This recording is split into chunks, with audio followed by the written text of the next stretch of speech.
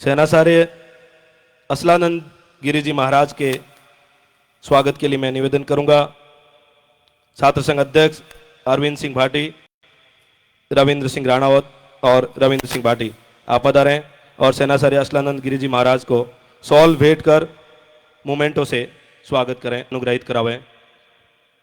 छात्र संघ के वर्तमान अध्यक्ष अरविंद सिंह भाटी, रविंद्र सिंह राणावत और रविंद्र सिंह भाटी पूरे विश्व में धर्म, संस्कृति और गाय की बात करने के लिए भगवा, जिन्होंने धारण किया, सदैव सत्य का साथ दिया, आदरणीय असलानंद गिरी जी महाराज सेनासार्य, जुगल जोड़ी बाबा रामदेव मंदिर, जोधपुर, रईका बाग। हमारे बीच एशिया की सबसे बड़ी गायों के चिकित्सालय गौशाला नागौर से महामंडलेश्वर 1008 खुशहाल गिरी जी महाराज है। आपके स्वागत के लिए मैं छात्र संघ के अध्यक्ष अरविंद सिंह भाटी, रविंद्र सिंह राणावत और रविंद्र सिंह भाटी से फिर से निवेदन करूंगा कि आप श्री खुशहाल गिरी जी महाराज का शॉल भेंटकर, पुष्प गुच्छ भेंटकर मोमेंटो से अनुग्रहित करावें। महामंडलेश्वर खुशहाल गिरी जी महाराज, बॉस।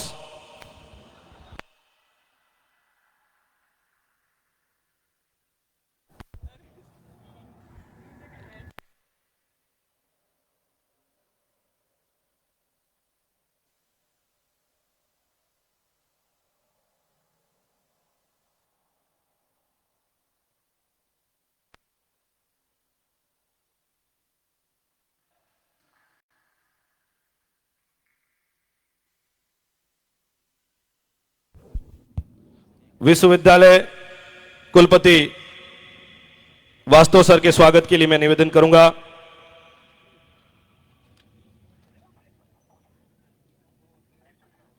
छात्र संघ संयुक्त महासचिव चिराग सिंह भाटी, गजेंद्र सिंह जालामंड और लक्ष्मी राठौड़, कुलपति महोदय का स्वागत करें, साफा, माला और मोमेंटो।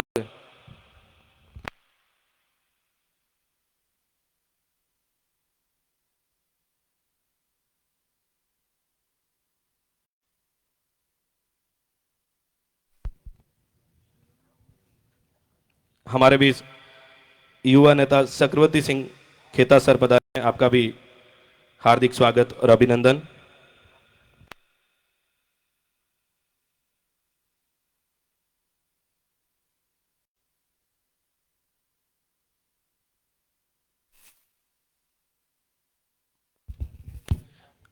स्वागत की आगे की कड़ी में डॉक्टर प्रोफेसर महेंद्र सिंह जी राठौड़, निदेशक वाणिज्य संकाय, स्वागत के लिए निवेदन रहेगा। जीवन सिंह बांडू, कुणाल राजपुरोहित और कुलदीप सिंह बडला आप पधारें और प्रोफेसर महेंद्र सिंह राठौड़ का स्वागत करें।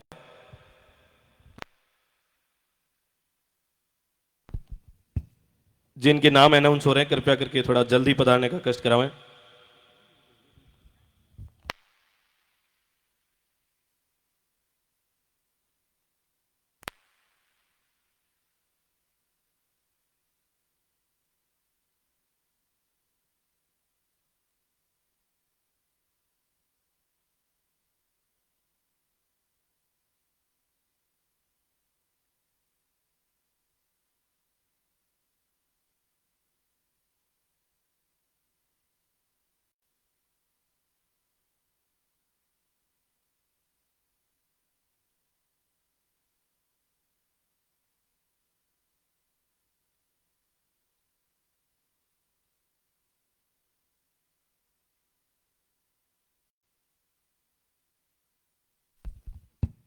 हमारे बीच अतिथि रावत त्रिभुवन सिंह जी है, आपके स्वागत के लिए मैं निवेदन करूंगा। महिपाल सिंह बलई, पूर्व उपाध्यक्ष विधि संकाय, और अमर सिंह जैसलमेर और प्रेम सिंह भाटी आप पधारें और रावत त्रिभुवन सिंह का स्वागत करावें।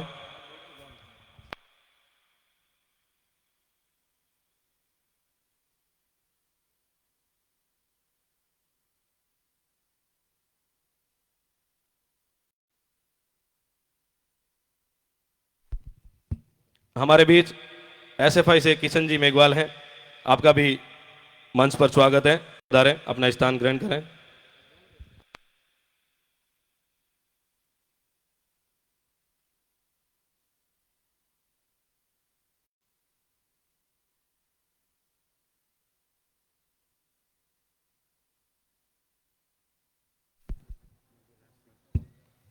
हमारे बीच छात्र संघ सलाहकार डॉक्टर राजश्री राणावत हैं, आपके स्वागत के लिए मैं पायल राठौड़ और कोमल कंवर केन कॉलेज अध्यक्ष हैं, आप पधारें और राजश्री राणावत मैम का स्वागत करावें।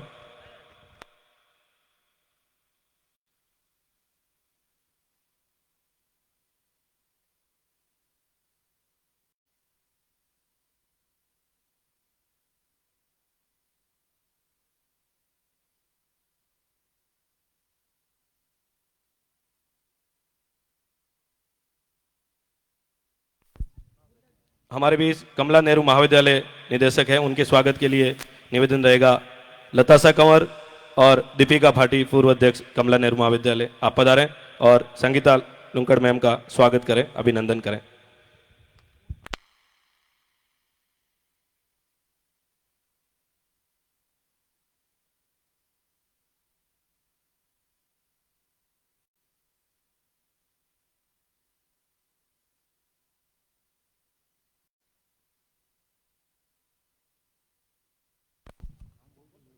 हमारे बीच जैसलमेर से सुनीता जी भाटी पधारे हुए हैं, आपके स्वागत के लिए मेरा निवेदन रहेगा कमला नेहरू महाविद्यालय की छात्राएं भाग्यश्री और लक्ष्मी राठौड़।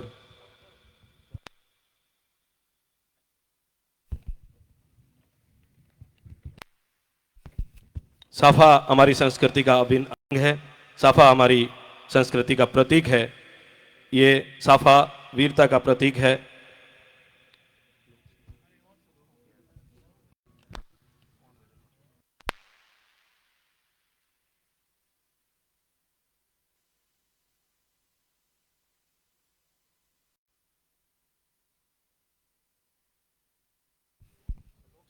हमारे बीच ठाकसा विक्रम सिंह जी नाचना है, आपके स्वागत के लिए मेरा निवेदन लोकेंद्र सिंह गोरडिया, छात्र नेता जेएनवीयू, इवनिंग फैकल्टी के अध्यक्ष नरेंद्र सिंह राठौड़ और जसवंत सिंह जी, आप पधारें और ठाकसा विक्रम सिंह जी का साफा माला और स्मृति चिन्ह भेंट कर स्वागत करावें।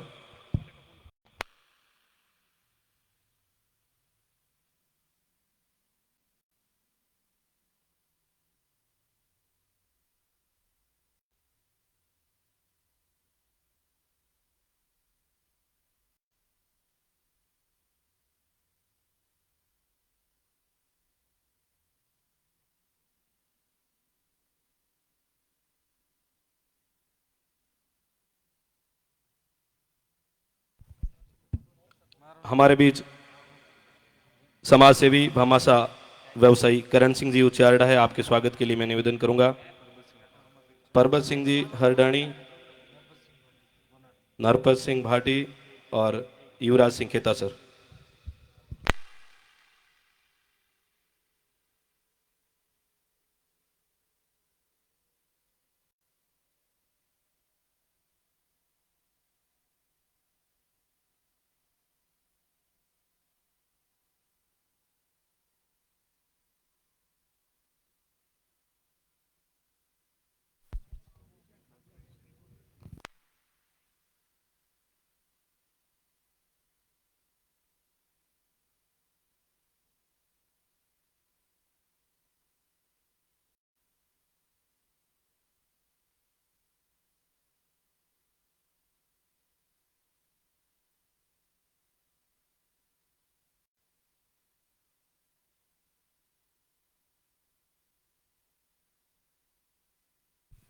हमारे बीच समाज सेवी वरिष्ठ व्यवसायी महेंद्र सिंह जी है, आपके स्वागत के लिए खुशराज जी देवड़ा, कंवराज सिंह हनुमंत छात्रावास, स्वरूप सिंह जी, आप पधारें और वरिष्ठ व्यवसायी महेंद्र सिंह जी उम्मेदनगर का स्वागत करें।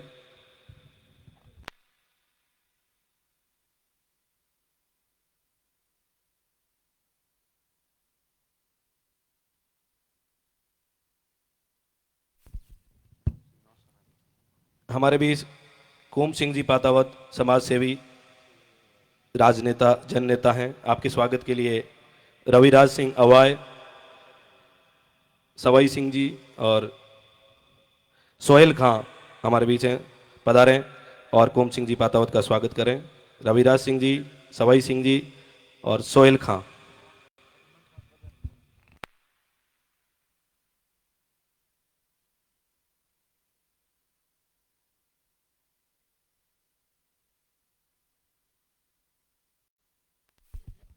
हमारे बीच समाज सेवी समदर सिंह जी नौसर है।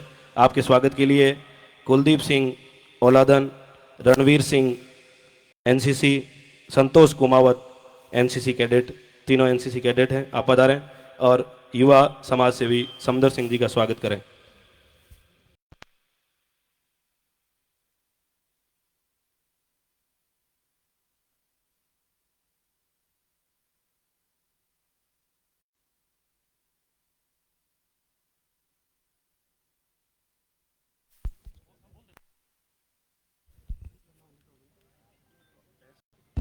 एसएफआई से हमारे पास बीच किशन जी मेघवाल है। आपके स्वागत के लिए जेठू सिंह जी झलारिया, संजय सिंह खेता सर, आप पधारें और स्वागत कराएं।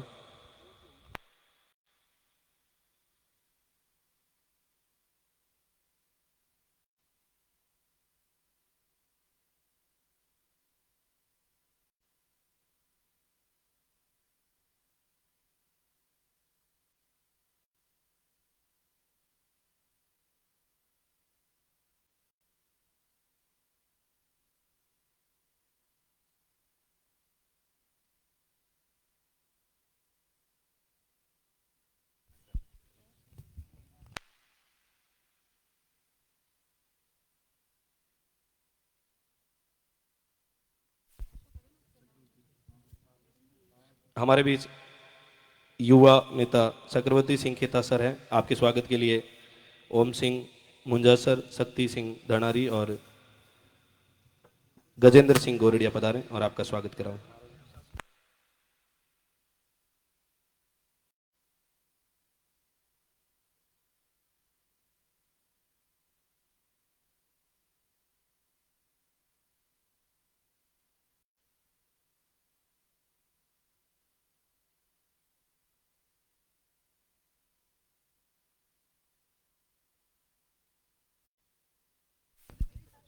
कार्यक्रम की शुरुआत में मैं स्वागत भाषण के लिए निवेदन करूंगा।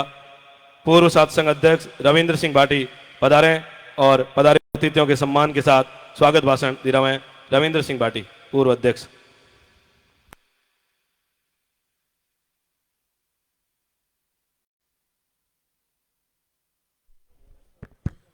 मां शारदा रे चरणा में नमन। अमर छात्र संघ अध्यक्ष बड़ा भाई श्री भोम सिंह जी रे चरणा में नमन। मंच माथे वास्ते लड़ाई लड़ता गया, लड़ते लड़ते ठा कौन पड़ी कि 3 साल कदे निकलिया, पर आप सबारो साथ और सहयोग रहो। ये चुनाव रे मीना भी आप रो पूरी भागीदारी रही। आप सबारो हिस्सेदारी अनंत कह रहे हो, धन्यवाद। ए जीत आप सबारी जीत है और आप जो भाई अरविंद सिंह रे माथे भरोसो जतायो है, हूँ विश्वास रे बेड़ो कह सका भाई अरविंद सिंह जी मजबूती में ना आप रे भरोसे रे माथा खरा उतरी। बहुत बहुत धन्यवाद। जय हिंद, जय भारत।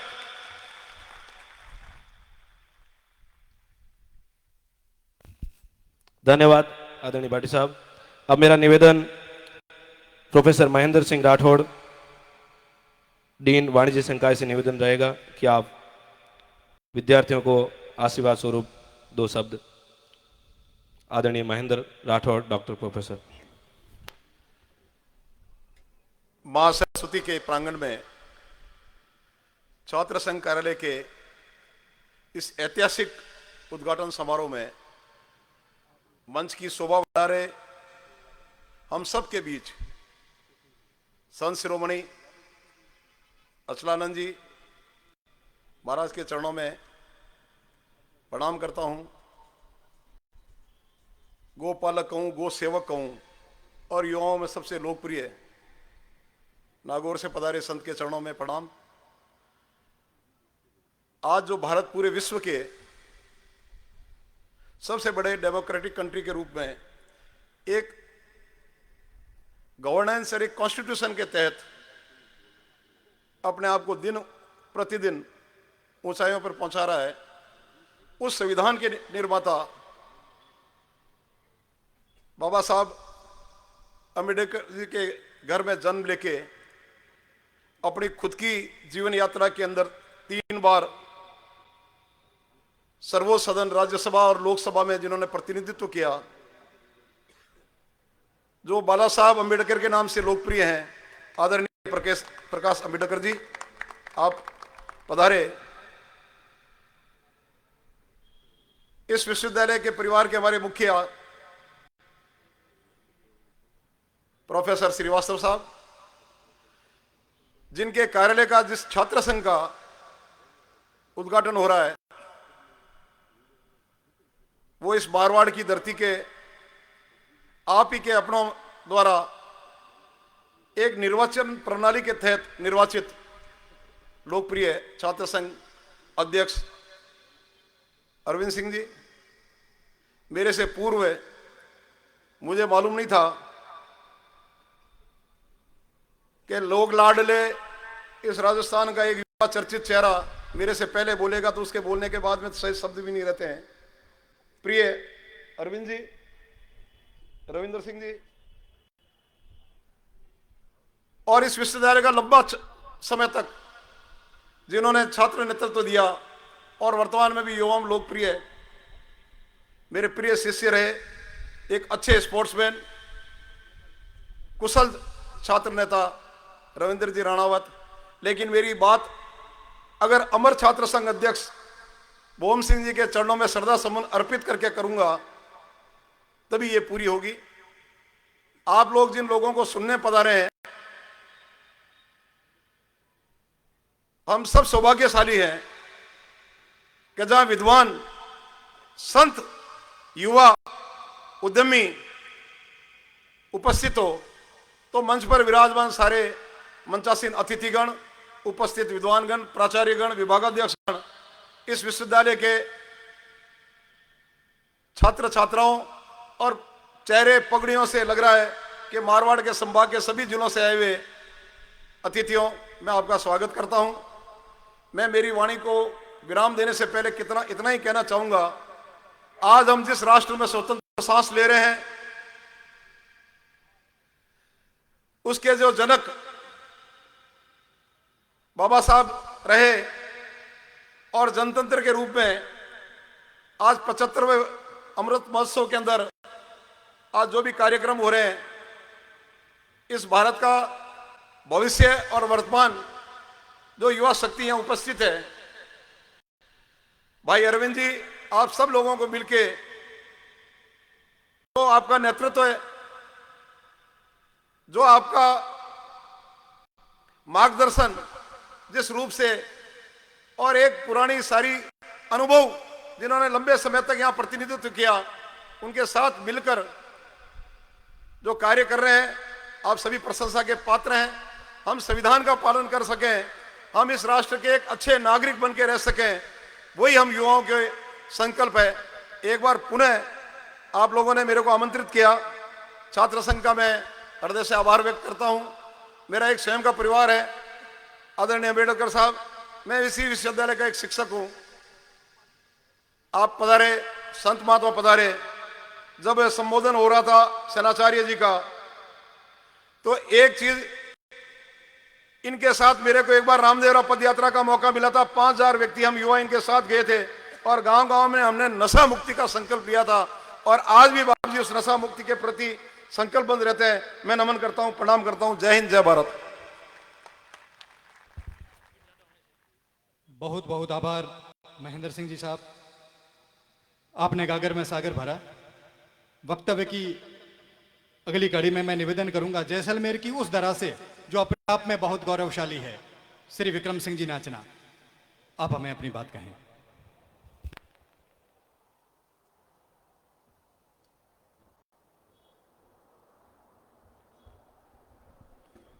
मां नागणेच्या वीर तेजाजी और गुरु जम्बेश्वर जी की इस पावन धरा पर विराजमान हमारे बीच में धर्म की ध्वजा को ऊपर रखने वाले हमारे सनातन धर्म के प्रतीक परमादरणीय सेनाचार्य अचलानंद जी महाराज, परम पूजनीय, हमारे परंपरा में सबसे उच्च श्रेणी में किसी को दिया गया है तो सभी 33 करोड़ देवी देवताओं का वास गौ माता में माना, और सबसे अधिक अगर संकट में कोई है तो आज वो गौ माता ही है।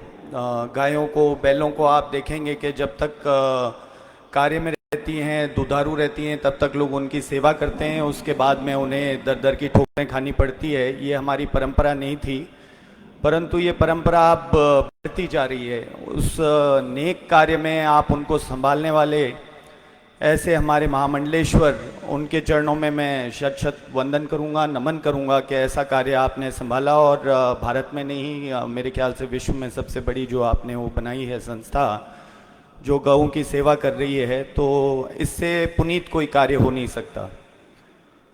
परम आदरणीय विराजे हुए हमारे यहाँ भी गुरु शिष्य की परंपरा भी सबसे महत्वपूर्ण रही। सनातन काल से, आदिकाल से ही गुरु शिष्य की परंपरा, चाहे वो देवी देवताओं में देखेंगे निहित, तो देवी देवताओं से भी ऊपर का स्थान किसी को दिया तो माता पिता के बाद में गुरु को दिया।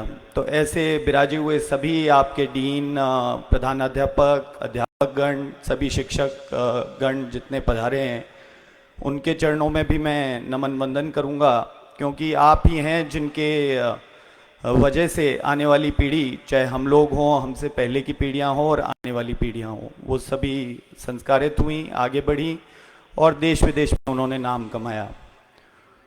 हमारे भारत की जो विधान बना, उसके संस्थापक और हम सभी के मार्गदर्शक कहें, हम सभी के आदर्श कहें, तो बाबा साहब अम्बेडकर जी के चरणों में वंदन नमन करते हुए, उनके पधारे हुए उनके पौत्र, हमारा बड़ा सौभाग्य है कि आज आपने यहाँ पधार कर जोधपुर में इस धरा को अनुग्रहित भी किया, आकर आशीर्वाद भी दिया, आपका पावन सानिध्य हमें प्राप्त हुआ। तो बाला साहब का भी मैं हृदय से आभार और अभिनंदन करना चाहूँगा।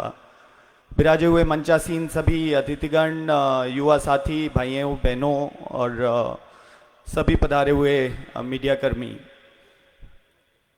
भारत में आदिकाल से एक परंपरा बड़ी श्रेष्ठ रही। हमारी जो परंपराएं थी उन्हें क्षत विक्षत करने का जो कार्य किया तो वो अंग्रेज़ों ने किया। आप देखेंगे कि विश्वविद्यालय, जहाँ विश्व पूरा आप देखें कि आदिकाल में जी रहा था, हम लोग करीब उनसे 100 वर्ष आगे की स्थिति में थे, 100-200 वर्ष। हमारा आप कैलेंडर भी देखेंगे तो उनसे पुराना है। आप हमारी पौराणिक वेद पढ़ेंगे, हमारे जो पुराण पढ़ेंगे, आप योग की व्यवस्था देखेंगे, तो ये जब तक ये लोग जंगलों में घूम रहे थे विदेशी, तब हमारे पास में अंतरिक्ष की भी ज्ञान था। तो ऐसे ज्ञान के हम पुरोधा थे। आज तक्षशिला, नालंदा जैसी यूनिवर्सिटीज़ थी जिन्हें जलाने के लिए उन्हें वर्षों लगे, तब जाके वो पुस्तकें खत्म हुई। ऐसी हमारी परंपरा, ऐसे हमारे विद्यालय, ऐसे हमारे श्रेष्ठ गुरु रहे हुए जिन्होंने पूरे विश्व को ज्ञान दिया, परंतु वो ज्ञान लेकर अंग्रेज़ों ने हम पर वापस थोपा और हमें ये बताया कि ये तो पिछड़े हुए लोग हैं और तीसरी, थर्ड वर्ल्ड कंट्री के नाम से हमें आगे किया। परंतु आप देखेंगे कि पिछले 10 वर्षों में आज पूरा विश्व योग मना रहा है। 170 देश मानते हैं कि सभी जिम्नास्टिक्स, एथलेटिक्स का कोई जनक है तो वो योग है। तो पहले इन्हीं को आप ये लोग कहते थे कि ये सब क्या है, ये सब आडंबर है, परंतु आज पूरा विश्व उसका लोहा मान रहा है। तो भारत की संस्कृति के पुरोधा और इसी संस्कृति के चलते मेरे विचार से भारत की श्रेष्ठ यूनिवर्सिटीज़ में से एक आपकी जयनारायण व्यास यूनिवर्सिटी, तो जयनारायण व्यास जी के चरणों में भी मैं वंदन करूंगा, जिनके नाम से और जिनके कर कमलों से ये जिनके नाम से सुशोभित ये यूनिवर्सिटी है। और यहाँ से आप देखेंगे कि इतने महान लोग आगे आए, बड़े आप लोगों ने बड़े बड़े पदों पर आसीन हुए, चाहे वो राजनीतिक हों, चाहे शिक्षा के क्षेत्र में हो, चाहे किसी में भी हो। तो इसी क्षेत्र में भाई अरविंद सिंह जी ने भी आज ये बहुत ही महत्वपूर्ण पद जो प्राप्त किया है, इसका पूरे भारत में नाम होता है। आप ये यूनिवर्सिटी का इलेक्शन कोई छोटा मोटा इलेक्शन नहीं है, इस पे नज़र पूरी दुनिया की रहती है। यहाँ से आप देखेंगे बड़े बड़े मंत्री निकले हैं, आगे सभी तैयारी भी करेंगे। तो बड़े ही सज्जन सौम्य स्वभाव के हैं। एक बात और बताना चाहूँगा इनके बारे में कि इनके जो पिताश्री हैं उन पूरे परगने में बड़े प्रसिद्ध हैं। उनके नाम के आगे अजयपाल सिंह जी सेठ लगाते हैं वहाँ पर, क्योंकि उनका स्वभाव ऐसा है। वो आए गए की मदद करना, हर गरीब गुरबे के साथ रहना, तो ये उनकी रग रग में है। तो ऐसे ही आपके बीच में जो अरविंद सिंह जी हैं वो आप लोगों की सेवा करते रहेंगे और इस यूनिवर्सिटी के जो भी आपके अधूरे कार्य हैं, जो पुराने हमारे बच्चों की तकलीफ़ें हैं, जो युवा साथियों की, उनको उजागर करेंगे। और मेरी टीचर्स से भी विनती रहेगी कि उनका साथ दे करके आप लोग उनको पुनः उनके हाथ मजबूत करें और उनके उज्जवल भविष्य की मैं बहुत बहुत शुभकामनाएं देता हूं। धन्यवाद।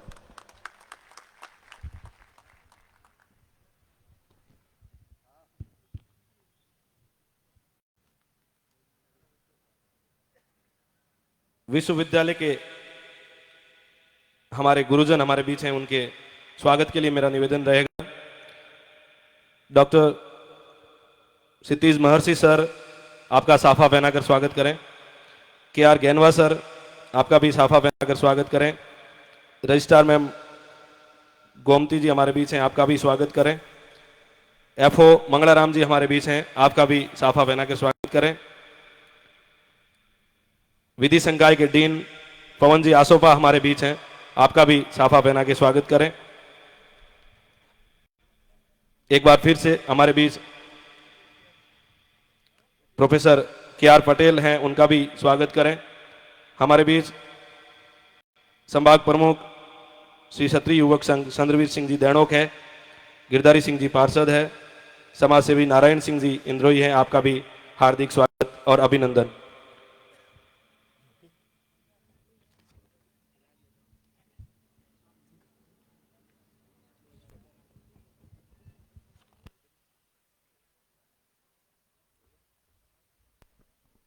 स्वागत भाषण के दौरान मारे बाड़मेर परिवार रा मुखिया, महासभा रा मार्गदर्शक रावत त्रिभुवन सिंह जी साहब रो नाम लेना भूल गयो तो क्षमा प्रार्थी। हाँ टाबर, हाँ आप हमारे परिवार रा मजबूत स्तंभ हो। आप रो विश्वविद्यालय मीना बहुत बहुत स्वागत। साथ ही साथ किशन खुडीवाल जी थे तो हमारा घर रहा हो, घर रा रो स्वागत तो कोनी हुए। किशन जी रो भी विशेषकर और महासभा रा बड़ा भाई, हमारा मजबूत स्तंभ जिकारी बदौलत हूँ एत खड़ो, हाँ अरविंद सिंह एत खड़ा है। और विश्वविद्यालय छात्र संघ चुनाव रे मीना मुख्य भूमिका निभाने वाला हमारा बड़ा भाई रविंद्र सिंह जी चक्रवर्ती सिंह, हमारा मजबूत साथी। आप रो भी ये कार्यक्रम रे मीना खूब खूब स्वागत। धन्यवाद। हमारे बीच विश्वविद्यालय के हमारे गुरुजन सामरिया सर हैं, आपका भी साफा पहना के स्वागत करें। अनिल जी वर्मा हमारे बीच हैं, आपका भी साफा पहना के स्वागत करें। हमारे बीच आवेश जी शर्मा और पंकज जी शर्मा हैं, मैं अजयराज सिंह से निवेदन करूंगा आप भी उनका स्वागत करें।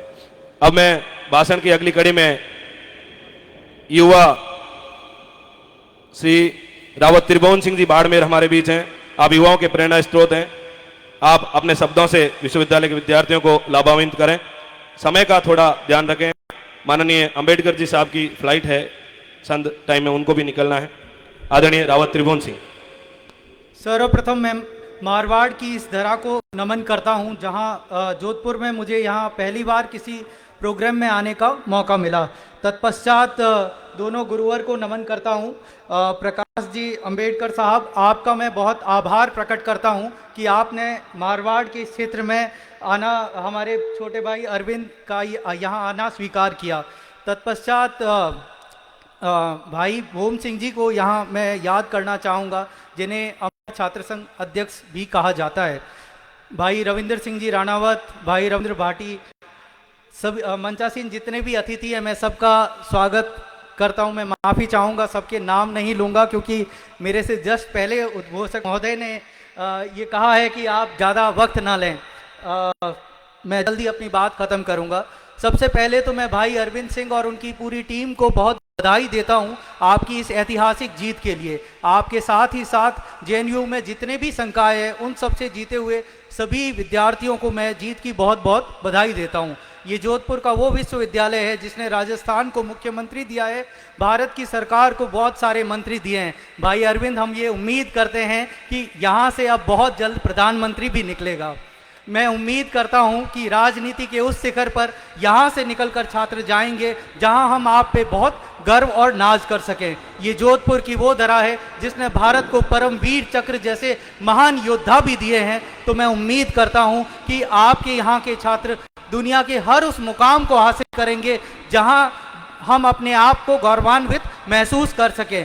ये कोई राजनीतिक मंच तो नहीं है, पर फिर भी मैं मेरे से पहले जो भी वक्ता आए, मैं देख रहा था कि सभी लोगों का ज़्यादा इंटरेस्ट पॉलिटिक्स या उसी तरफ है, तो मैं सिर्फ उससे इधर कुछ बात करना चाहूँगा। मैं ये चाहूँगा कि जब भी कोई छात्र संघ का अध्यक्ष बनता है तो वो एक सभी के लिए रोल मॉडल बन जाता है। हमारे इस मारवाड़ में यदि किसी चीज़ की कमी है तो मुझे लगता है कि वो एजुकेशन की थोड़ी सी प्रॉब्लम है।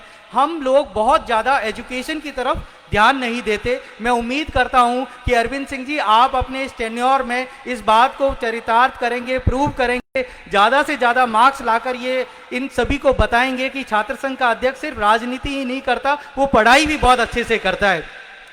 आपके ही इसी टेन्योर में मैं उम्मीद करता हूं कि भारतीय प्रशासनिक सेवा में भी विद्यार्थी इसी कॉलेज से निकलेंगे, इसी विश्वविद्यालय से निकलेंगे, तब मुझे लगता है कि वो हम सब के लिए बहुत अच्छा होगा। मैं जोधपुर की जनता का इसलिए भी आभार प्रकट करता हूं कि लगातार 2 बार से आपने हमारे बाड़मेर, जैसलमेर के इन छात्रों को इतना मान और सम्मान दिया। आप लोगों का इस एहसान को हम कभी भुला तो नहीं पाएंगे, पर इनकी तरफ से मैं आपको ये आश्वस्त करता हूं कि आपकी हर समस्या का समाधान करने की हम पूरी कोशिश करेंगे।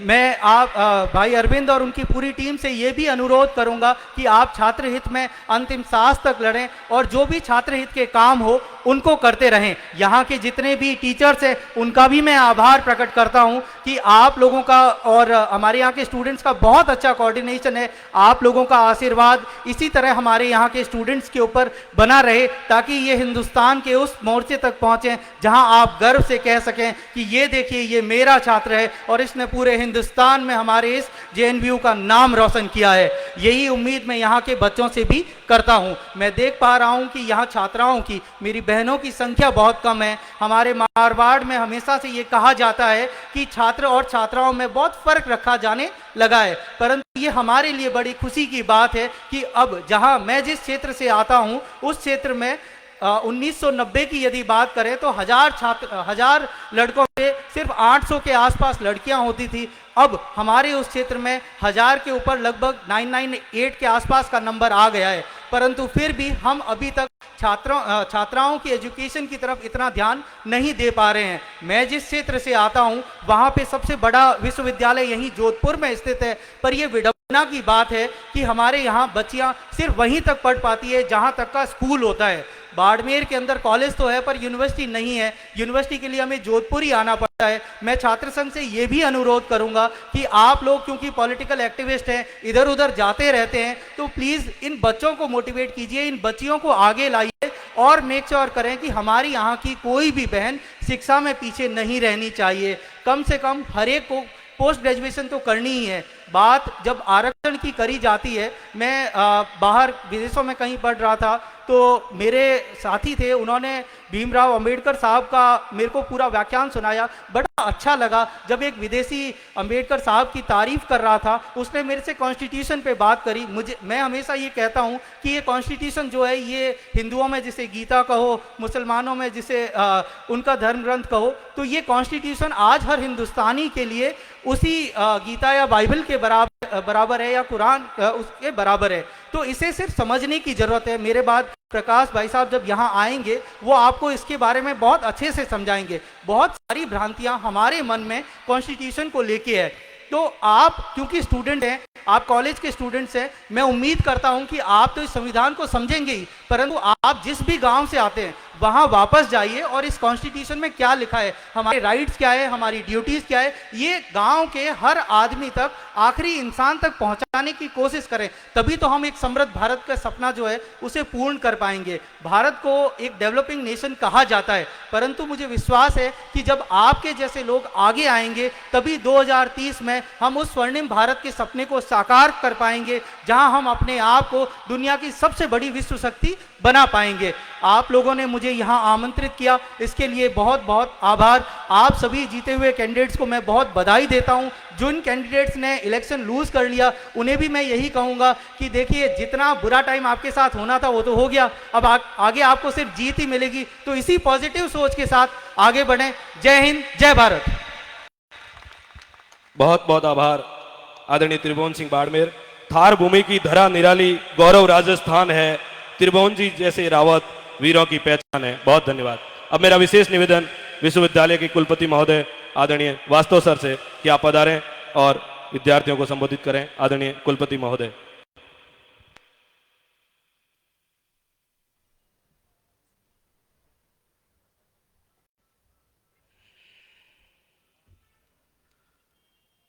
सर्वप्रथम मेरा नमन माँ शारदा को, मारवाड़ की इस धरा को। श्रद्धेय आचार्य अचलानंद जी महाराज, स्वामी कुशलगिरी जी महाराज, जिनके सम्मान में मैं सिर्फ एक शब्द कहना चाहूँगा,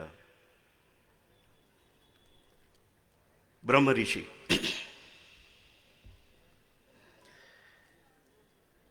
मंचासीन प्रकाश अंबेडकर साहब, बात यहीं से शुरू करें।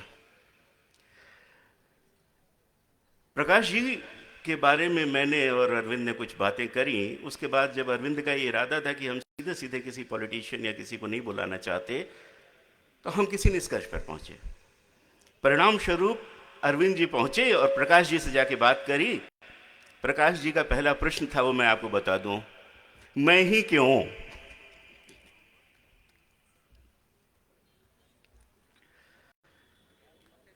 एक संस्कृत का श्लोक है, मैं श्लोक तो नहीं पढ़ूंगा यहां, लेकिन उसका अर्थ आपको जरूर बताना चाहूंगा कि जो विद्वान लोग होते हैं वो हर जगह पूजे जाते हैं। प्रकाश भाई वो विद्वान हैं जो लेखक हैं, जो वकील हैं, जो जनसेवक हैं, इसलिए उनकी हर जगह, हर विद्वानों की सभा में पूजा होना बहुत स्वाभाविक है।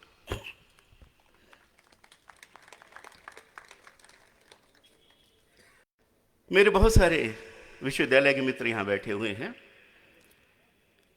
अजीज होस्ट भी हैं, विभिन्न पदों पर भी आसीन है। महेंद्र सिंह जी राठौड़ डीन साहब, केएल रैगर साहब, पीके कसेरा साहब, सुनील असोपा साहब, मैडम संगीता लुंकड़, के गोयल साहब, राजश्री जी रावनावत जो एडवाइज़र हैं छात्र संघ के, के.आर. गेनवा साहब एग्जामिनेशन के कोऑर्डिनेटर, अवतार लाल जी मीणा, और इन एब्सेंशिया हमारे पूर्व कुलपति श्यामलाल जी जेदिया साहब, ये संभव नहीं आ सके।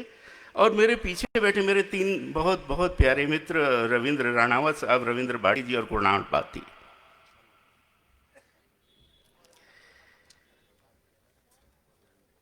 अरविंद भाटी साहब के साथ जो विजयी टीम है उसमें हैं निधि राज पुरोहित जी, जितेंद्र देवड़ा जी, चिराग सिंह बाटी जी।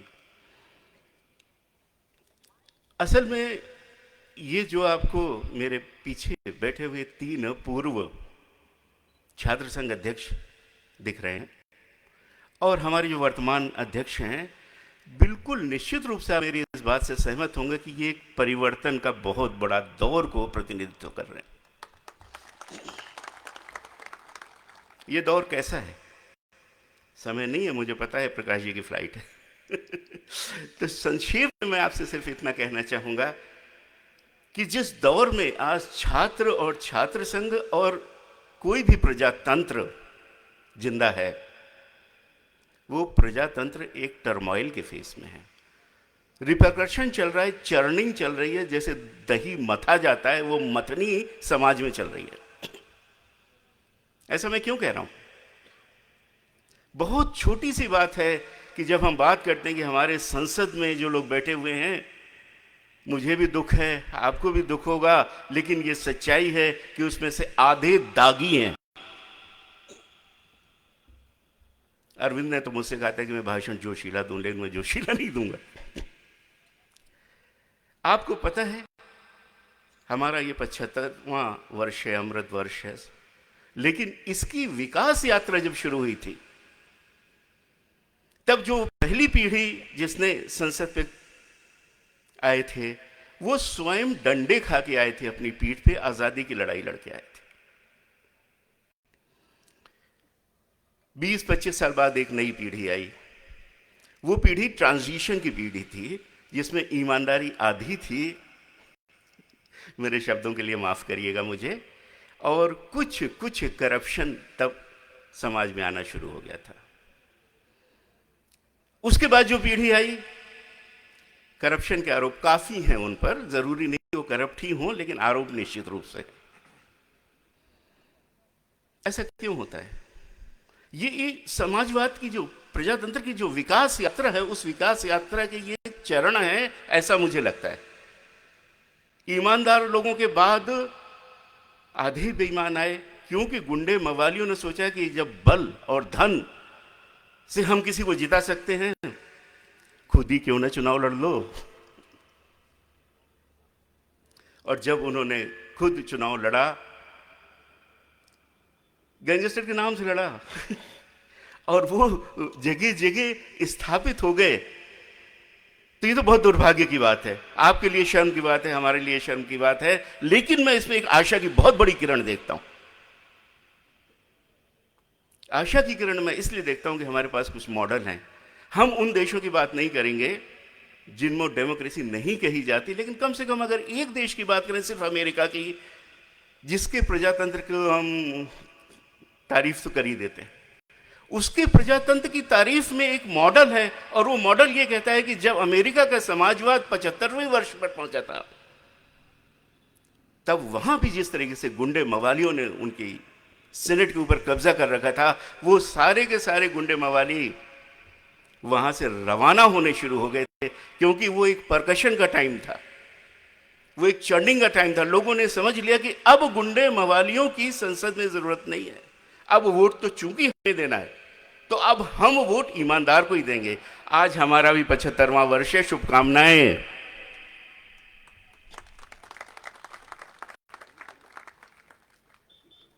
ये एक बहुत बड़ा परिवर्तन, क्योंकि मॉडल है हमारे पास। हमने देखा है कि इस परिस्थितियों के बाद फिर से एक अच्छी परिस्थितियां जन्म लेती हैं। मेरे पीछे बैठे हुए जो लोग हैं, बहुत जल्दी मैं उनको पार्लियामेंट, विधानसभा में जगह जगह देख रहा हूं, और जो मेरे सामने बैठे हुए हैं, हमारे विश्वविद्यालय के बारे में तो काफी कुछ कहा ही जाता है, हम बहुत अग्रणी हैं। हाँ, प्रधानमंत्री भी देंगे।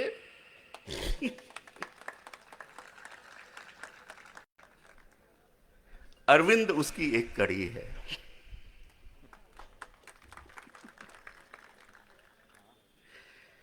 कड़ी इसलिए है कि वही चीजें उसी रूप में आपके विश्वविद्यालय में घटित हुई हैं जो मैंने आपसे कहा है। मैंने आपसे कहा, जिस तरीके से टेबल ठोकने और गाली देने वाले लोग बहुत पहले यहां अध्यक्ष बना करते थे, आज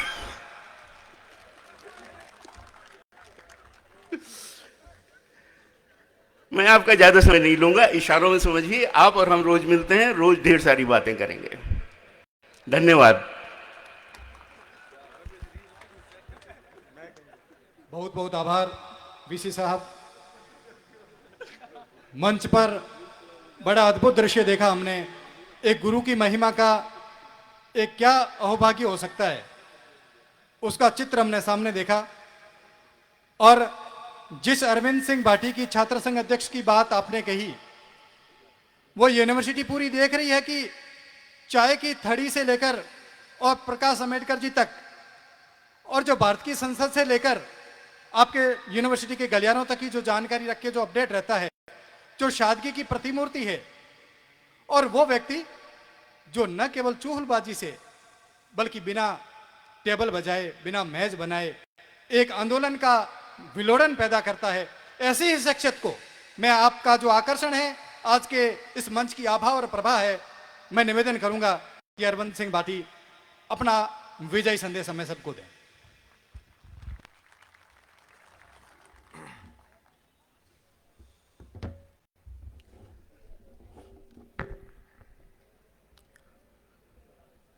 सबसे पहले हमारे इस अंचल में, हमारे क्षेत्र में जो भूंगरा गांव में गैस त्रासदी हुई है, उनमें जिन लोगों ने जान गंवाई है, उनको श्रद्धांजलि अर्पित करता हूं।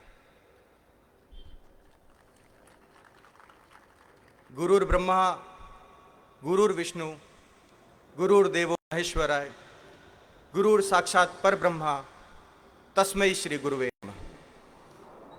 माता पिता से जिनको बड़ा सम्मान दिया जाता है, आप सभी गुरुजनों को भी मैं प्रणाम करता हूं। मेरे जीवन के प्रेरक या जिनकी प्रेरणा से मुझे बहुत कुछ सीखने को मिला, आदरणीय तन सिंह जी को प्रणाम करता हूं।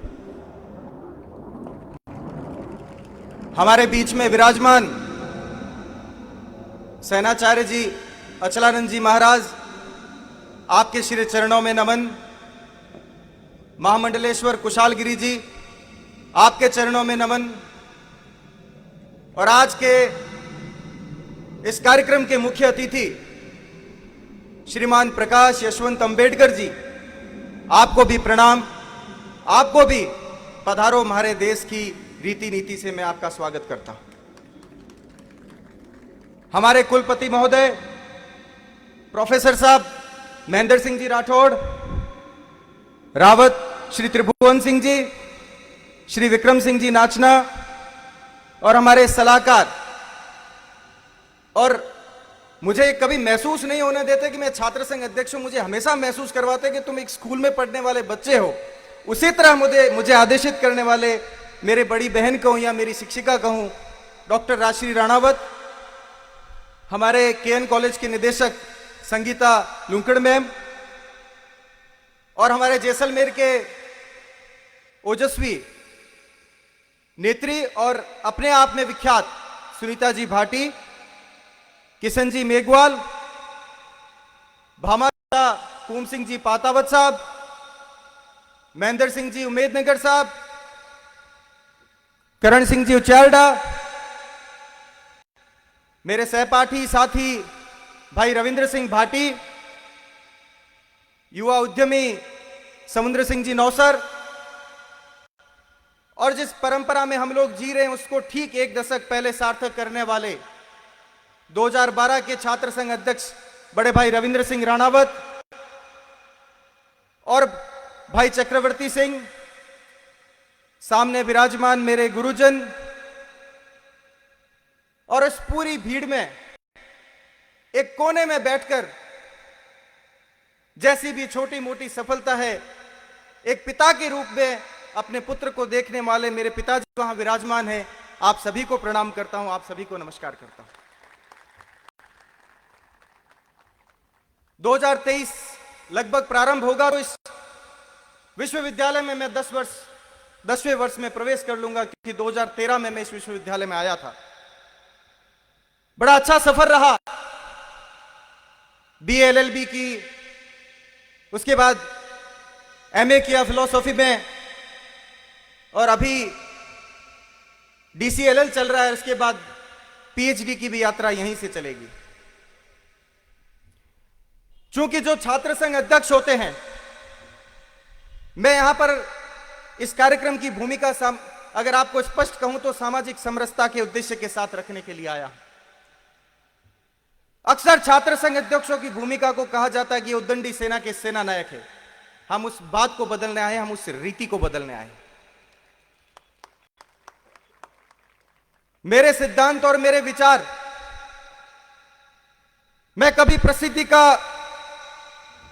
मुझे कभी प्रसिद्धि प्रिय नहीं रही। मैं हमेशा कीर्ति की बात करता हूं, और प्रसिद्धि और कीर्ति में बड़ा छोटा फर्क होता है। इंग्लिश में दोनों के लिए एक ही वर्ड बना है, फेमस, पर हिंदी में बड़ा अलग फर्क है और बड़ा थिन लेयर का फर्क है। प्रसिद्धि के लिए कई फटके हो सकते हैं, कई नाटक हो सकते हैं, पर कीर्ति के लिए आपको काबिलियत चाहिए, आपको असलियत चाहिए और आपको योग्यता चाहिए। मैं उस कीर्ति के लिए प्रयास करूंगा। मैं आपका नेतृत्व नहीं कर रहा हूं, मैं आपका प्रतिनिधित्व कर रहा हूं। मैं नेता बनकर कभी आपसे आगे नहीं चलना चाहता, मैं प्रतिनिधि बनकर आपके साथ चलना चाहता हूं। मैं इस विचार के साथ आज इस मंच पर खड़ा हूं। मैं हमेशा यह सोचता हूं कि विद्यार्थी जीवन में स्वानुशासन होना चाहिए।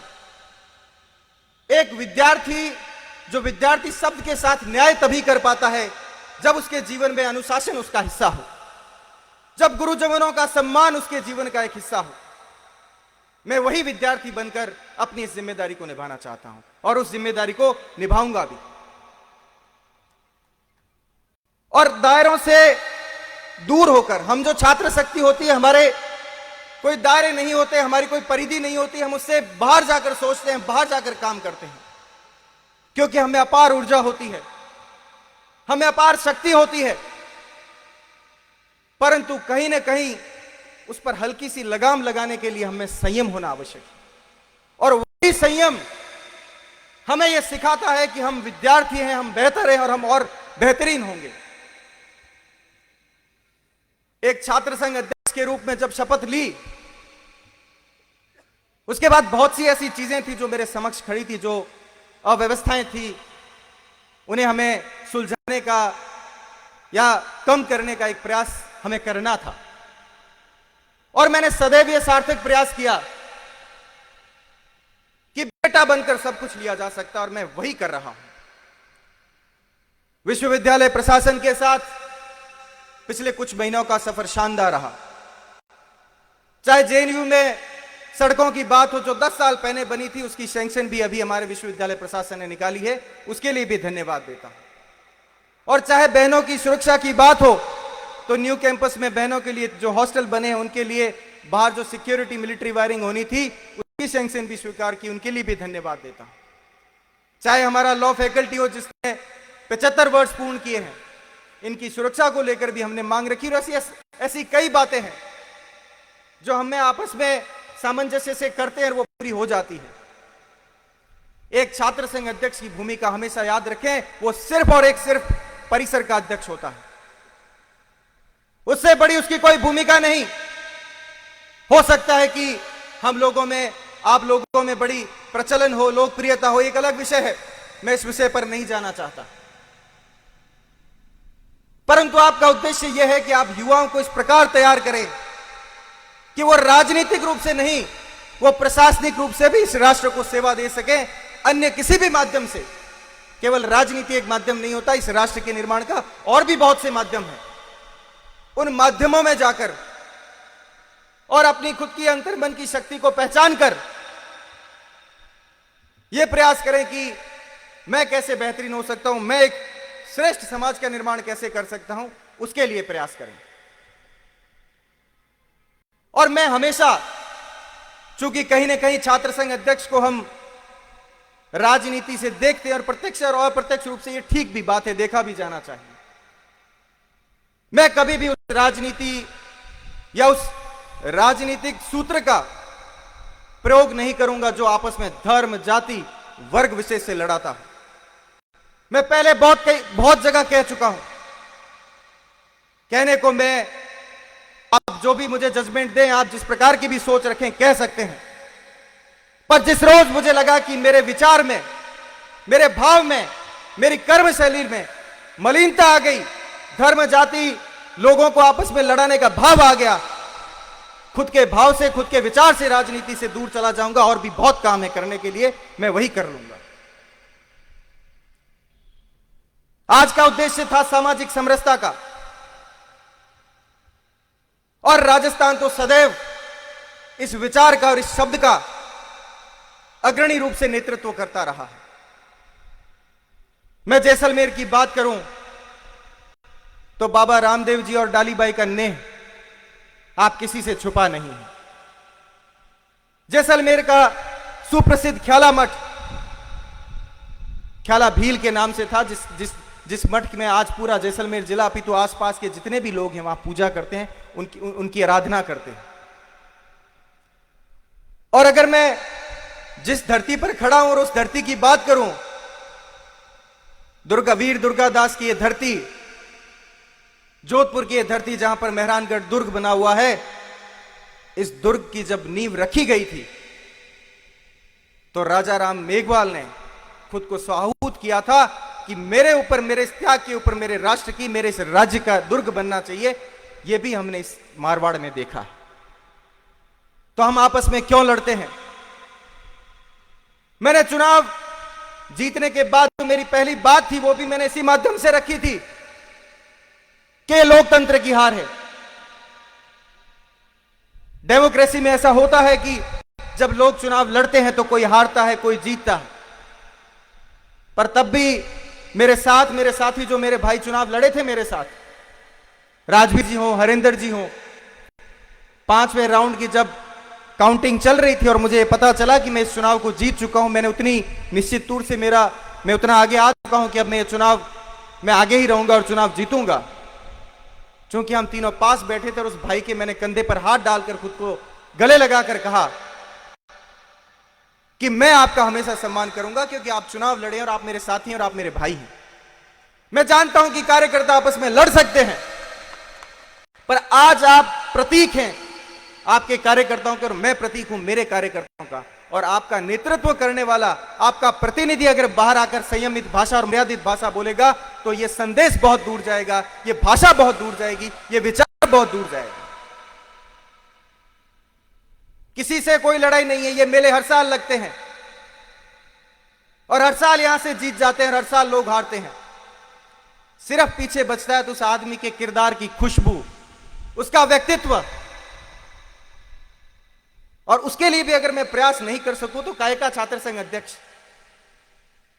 जैसी भी हो, जितनी भी हो, चाहे 2 लोग भी अगर कमाकर जाऊं तो बड़ी प्रसन्नता होगी कि 2 लोगों ने तो सराहा। इसलिए हमेशा उग्रता अपने विचारों में होनी चाहिए, पर शारीरिक भाव में नहीं होनी चाहिए। निसंदेह उग्र होकर आप वो काम तो करवा सकते हैं, पर कभी श्रेष्ठता साबित नहीं कर सकते। तो प्रेय से श्रेय की ओर जाइए। बहुत सी चीजें प्रिय हो सकती हैं, पर वो श्रेष्ठ नहीं है। इसलिए प्रयास ये कीजिए कि मैं श्रेष्ठता को कैसे स्थापित कर सकूं। और इसके बाद राजस्थानी भाषा को मान्यता को लेकर राजस्थानी युवा समिति एक विशेष प्रयास कर रही है। मैं मंच पर विराजमान सभी साथियों से, सभी बड़े बुजुर्गों से, गणमान्य लोगों से निवेदन है कि हमें यह भी प्रयास करना है कि हमारी माड़ भाषा को मान्यता मिल सके, उसके लिए हमें प्रयास भी करना है। साथ में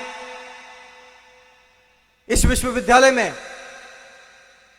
अमर छात्र संघ अध्यक्ष बड़े भाई पोम सिंह जी, जो आज हमारे बीच में नहीं है, 2014 में हम सहपाठी थे, साथ पढ़ते थे और उस वक्त वो 21 साल की उम्र में छात्र संघ अध्यक्ष बने थे। उनकी कमी आज खल रही है, परंतु उनका आशीर्वाद हमेशा हम पर बना हुआ है। उनको भी मैं प्रणाम करता हूं। और आखिर में अपनी बात इस उद्देश्य के साथ समाप्त करना चाहता हूं कि हमेशा ये प्रयास करें कि गुरुजनों का सम्मान हो, प्रसिद्धि के लिए कभी नहीं भागें, कीर्ति के लिए भागें, क्योंकि यही कभी न कभी आपका श्रेष्ठ जो व्यक्तित्व बनेगा और आपका जो अमर किरदार बनेगा, उसमें यही चीजें आपके साथ चलेंगी। आप सबका मेरे इस निमंत्रण पर आप सब लोग पधारे, आप सबका बहुत बहुत धन्यवाद, बहुत बहुत आभार। आप सबको प्रणाम करता हूं। धन्यवाद।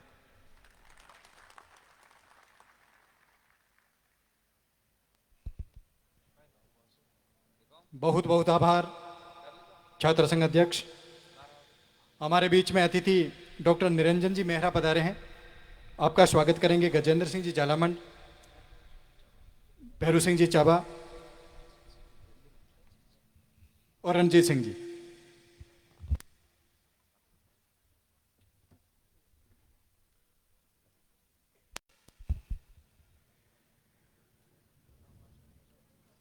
अब मैं निवेदन करूंगा,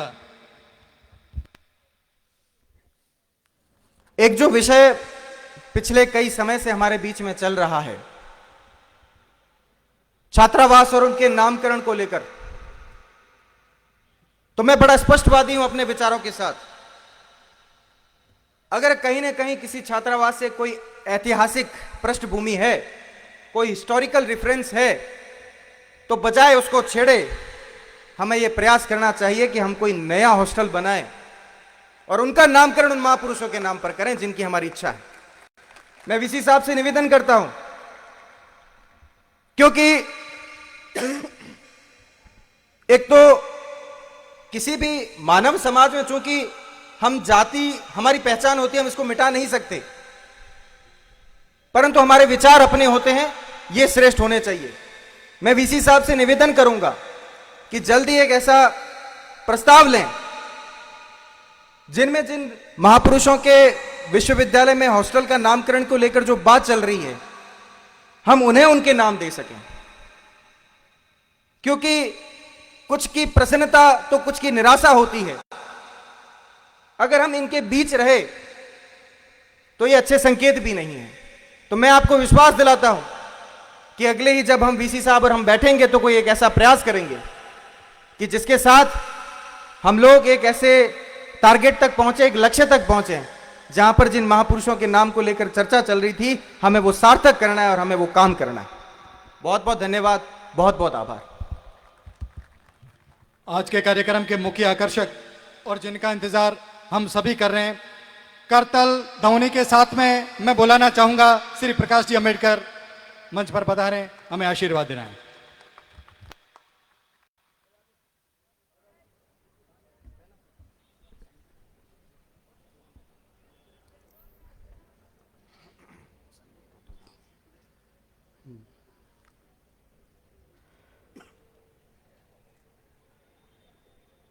अरविंद भाटी जो अध्यक्ष बने हैं, मैं उनका धन्यवाद देता हूं कि इतने बड़े बड़े नाम होते हुए भी, जैसे श्रीवास्तव ने कहा कि मैंने उनसे पहले पूछा कि आप मुझे क्यों बुला रहे हैं,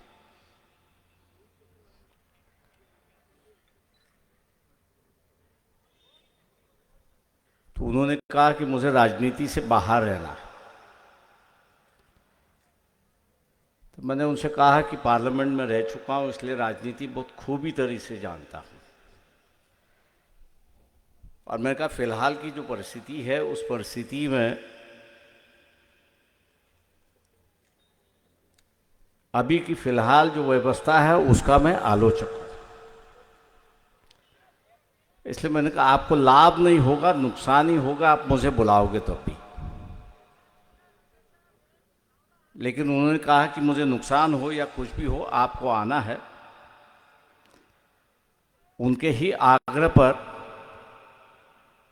मैं आज आपके सामने उपस्थित हूं और उनको धन्यवाद देता हूं कि उन्होंने अपनी बात को छोड़ा नहीं, जब तक मैंने हाँ नहीं कहा तब तक।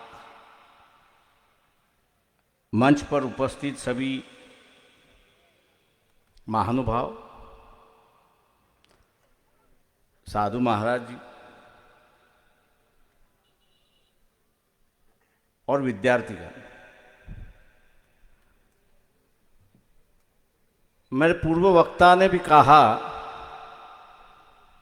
कि हम लोग ट्रांजिटरी फेज से गुजर रहे हैं।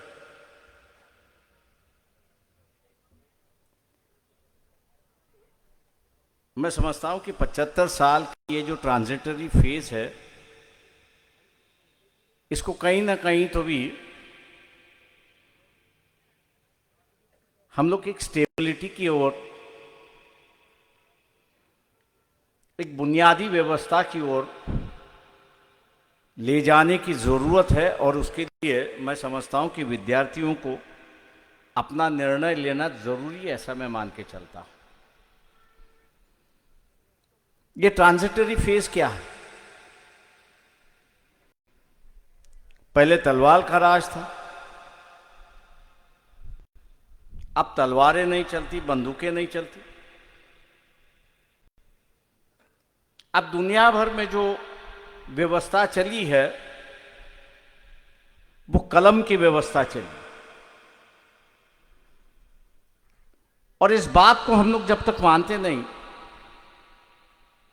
तब तक मैं मान के चलता हूं कि यहां जो ट्रांजिटरी फेज है या इंस्टेबिलिटी का जो फेज है उसको हम लोग खत्म नहीं कर पाएंगे। क्योंकि स्टेबिलिटी अगर लाना है, बुनियादी बदलाव अगर लाना है, जैसे विद्यार्थियों के भाषा में कहा जाता है कि आपके फंडास, सरल लफ्जों में कहूं तो आपके प्रिंसिपल्स आपको तय करना जरूरी है। ये आपके प्रिंसिपल जब तक आप तय नहीं करते, आपके फंडा आप जीने के तय नहीं करते, तब तक मैं समझता हूं कि समाज के अंदर जो उथल पुथल चली है उस उथल पुथल को आप स्टेबलाइज नहीं कर सकते। और उसी की बात है, आज दुनिया एक वॉर के खतरे पर खड़ी है, इसमें दो राह नहीं है। ये फिजिकल वॉर नहीं होगा, ये शारीरिक वॉर नहीं होगा, ये कॉलोनाइजेशन का वॉर नहीं होगा, ना कोई आके किस पर राज करेगा। अब जो पीरियड चली है, जो व्यवस्था चली है, उसमें एक दूसरे की इकोनॉमी, एक दूसरे की अर्थव्यवस्था हम लोग काबिज कैसे करें, इसका युद्ध चला है। हम जब एक दूसरे का अर्थव्यवस्था कैप्चर कर लेते हैं तो हम लोग उसको गुलाम बना देते, और यही सबसे दुनिया में चल रहा है। और इसी से अगर हम लोग को बचना है तो मैं मान के चलता हूं कि कलम की ताकत जो है वो कलम की ताकत हम लोग को समझना चाहिए। बाबा साहब अंबेडकर ने 1923 में आज ये जो इंडियन करेंसी है, रुपी जिसको हम लोग कहते हैं, इसका सवाल उस वक्त उन्होंने उठाया था और कहा था कि प्रॉब्लम ऑफ रुपी।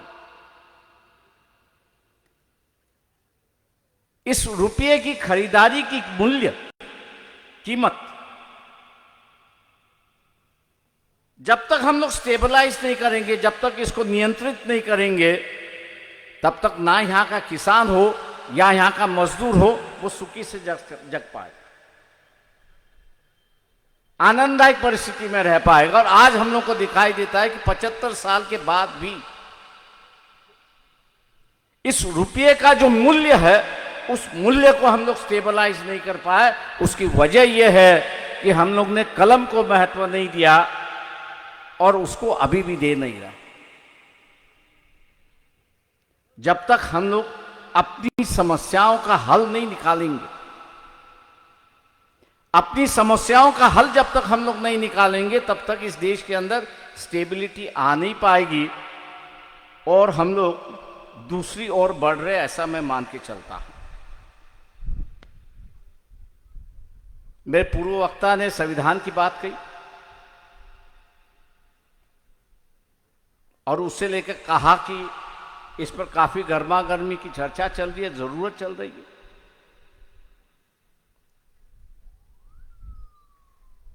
चर्चा यह चल रही है कि पार्लियामेंट्री डेमोक्रेसी हो या प्रेसिडेंशियल डेमोक्रेसी, अमेरिका की तरह डेमोक्रेसी हो या आज अपने यहां गांव का कोई व्यक्ति हो, खड़ा होना चाहता है तो वो इलेक्शन में खड़ा हो सकता है, इसकी चर्चा चली। इस देश में एक पक्ष है कि जो अमेरिका की तरह प्रेसिडेंशियल डेमोक्रेसी लाना चाहता है। मैं यहां विद्यार्थियों से पूछना चाहता हूं कि यहां का अगर वोटिंग पैटर्न अगर हम लोग देखें, जिस तरह से हम लोग का मतदान होता है, क्या यहां का क्षत्रिय हो, वैश्य हो, अगर इलेक्शन में खड़ा हो जाए, प्रेसिडेंशियल के इलेक्शन में, क्या वो जीत पाएगा? मुझे नहीं लगता जीत पाएगा। जब तक यहां तक जातीय भावना अमल करती रहेगी और अपने दिल और दिमाग पर राज जब तक करती रहेगी, तब तक हम लोग किसी एक वर्ग को ही प्रेसिडेंट बनाते रहेंगे और बाकी सब उसको देखते रहेंगे, ऐसी एक परिस्थिति है। संवैधानिक जो परिस्थिति बनी है, पार्लियामेंट्री व्यवस्था जो बनी है, इसमें छोटे से छोटा सा व्यक्ति भी इस देश का प्रधानमंत्री बन सकता है, और मोदी उसके जो उदाहरण है। मोदी जी उसके एक उदाहरण है। ओबीसी में से आते हैं और प्राइम मिनिस्टर बन गए। अगर एक ओबीसी का कैंडिडेट कल प्रेसिडेंशियल इलेक्शन के लिए खड़ा होता है, क्या उसको हम लोग वोट देंगे? सीधा सीधा सवाल है। और सीधा सीधा सवाल का जवाब आप नहीं दे पाते हो, तो इसका मतलब यह है कि आज के आपके मन में संदेह है कि मैं उसको क्यों वोट दूं। डेमोक्रेसी जो है वो अब जाके समाज के अंदर पनप रही है, उसको पनपने दीजिए, समाज का एक हिस्सा बनने दीजिए। और जब तक वो समाज का हिस्सा नहीं बनता, तब तक मेरे ख्याल से हम लोग ने नई व्यवस्था की चर्चा करना महसूस में नहीं मानता हूं। हम लोग अपने आप को ही गुमराह कर देते हैं, और गुमराह करने से ये जो ट्रांजिटरी पीरियड है, ये ट्रांजिटरी पीरियड जो है वो बढ़ता जा रहा है, और हाँ, हम लोग स्टेबिलिटी की ओर नहीं जा रहे। इसी को लेके मैं एक सवाल और करूंगा।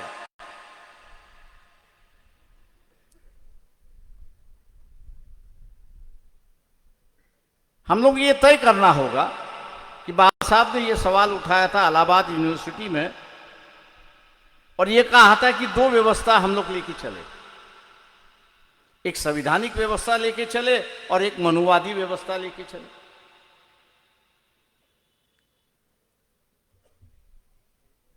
मनुवादी व्यवस्था जो है वो जात पात की व्यवस्था है, संवैधानिक व्यवस्था जो है वो बराबर हिस्से की व्यवस्था है। आप दोनों में से कौन सा चाहते? इंसान किस भगवान की पूजा करे, इंसान किस महंत को माने, इंसान किस धर्म को माने, वो उसका सवाल। वो सार्वजनिक स्वरूप से नहीं होता है, वो इंडिविजुअल होता है। लेकिन व्यवस्था की हम लोग जब बात करते हैं तो ये व्यवस्था सार्वजनिक होती है, सोशलाइज होती है। हम लोगों को कौन सी सोशलाइज व्यवस्था की जरूरत है? संवैधानिक व्यवस्था की जरूरत है या मनुवादी व्यवस्था की जरूरत है? मैं समझता हूं कि विद्यार्थियों को इसका फैसला देना होगा, और विद्यार्थी जब तक इसका फैसला नहीं देंगे तब तक ये ट्रांजिटरी पीरियड जो है ये बढ़ता ही जाएगा।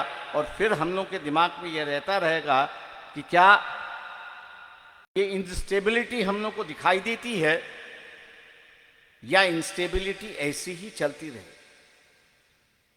मैं जाते जाते इस बात की दोहराई करके जा रहा हूं, सिस्टम में जब तक विश्वास है,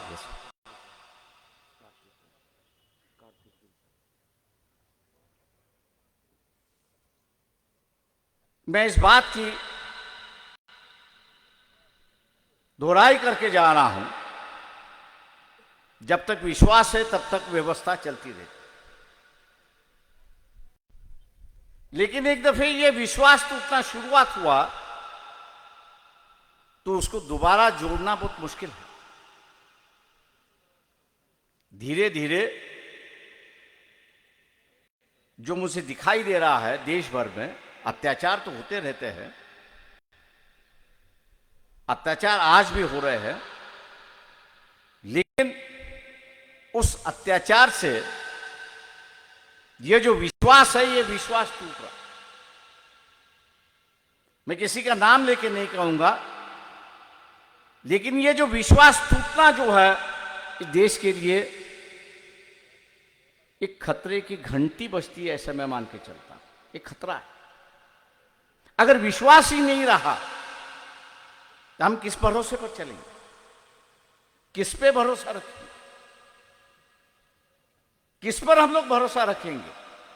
इसलिए मैं मान के चलता हूं कि जहां कहीं अत्याचार होता है, समाज ने उसको कंडेम करना चाहिए, समाज ने उस पर निंदा करनी चाहिए। ना ये हो कि एक समाज उसको निंदा करे और दूसरा समाज चुपचाप बैठे। इंसानियत के हम लोग पुजारी होना चाहिए, और इंसानियत के पुजारी का ये सिलसिला जब तक चलता रहेगा, तब तक मैं मान के चलता हूं कि ये विश्वास भी चलता रहेगा। ऐसी एक परिस्थिति है।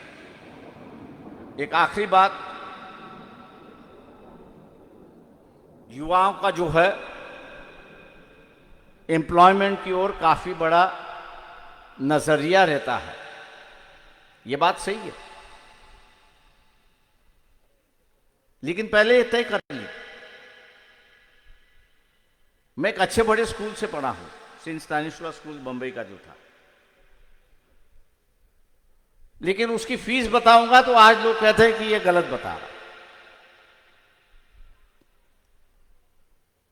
हम लोग सिर्फ 3 रुपया दे के सीखे हैं महीने का।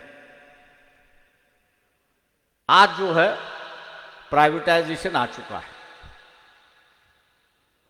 मैं इस बात को जब मोड़ के देखता हूं तो शायद मैं समझता कि ये 3 रुपए के अगर 30 रुपया भी होता तो शायद मैं पढ़ा लिखा नहीं होता।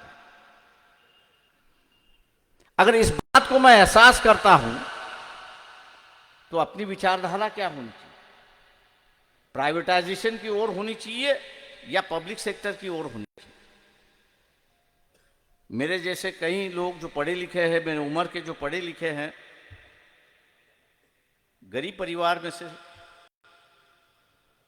ये अगर सब्सिडाइज एजुकेशन नहीं होता तो शायद हम लोग सीखते नहीं। लेकिन बड़ी दुर्भाग्य से कहूं कि उनकी विचारधारा बदल गई। उनकी विचारधारा बदल गई। वो अब पब्लिक सेक्टर या वेलफेयर स्टेट की संकल्पना में नहीं रहे, वो आज प्राइवेट सेक्टर की बात करते रहे। वो आज प्राइवेट सेक्टर की बात वहां पर करते रहे हैं। मैं समझता हूं कि विद्यार्थियों को इसको फैसला करना है कि आप जब सरकार की ओर उंगली दिखाते हो कि मुझे आपने जीने का साधन देना चाहिए, चाहे वो नौकरियों के माध्यम से हो या और किसी माध्यम से हो, जब ये अपेक्षा सरकार से रखते हो तो मेरी विचारधारा, हमारी विचारधारा, विद्यार्थियों की विचारधारा ये वेलफेयर स्टेट के साथ होनी चाहिए, ना कि प्राइवेटाइजेशन की ओर होनी चाहिए। आज जैसे किसान, हम लोग 90 में कह रहे थे किसानों से, उस वक्त गैट था, आप गैट की तरफ मत जाइए। किसानों ने माना नहीं, गैट की तरफ गए, और सरकार से जो लागत मिलती थी वो खो गई।